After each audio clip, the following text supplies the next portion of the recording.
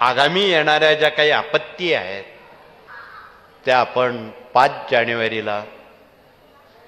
भाग्यवंत पुण्यवंत लोकांच्या हातून, जे अजून जगात तो भस्म विधी झालेला नाही, तो विधी तुमच्या आमच्यासारखे सामान्य माणसाला करण्याची संधी मिळणं ही एक फार मोठी पर्वणी आहे. मोठे लोक करतील,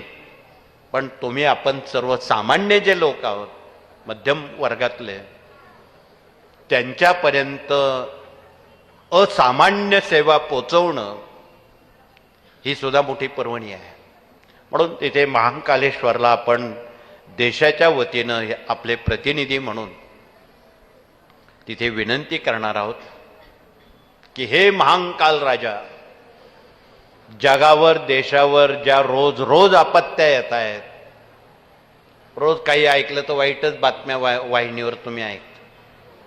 हे कुठेतरी थांबलं पाहिजे. म्हणून महाकालेश्वरांना आपण सर्वजणांनी विनंती करावी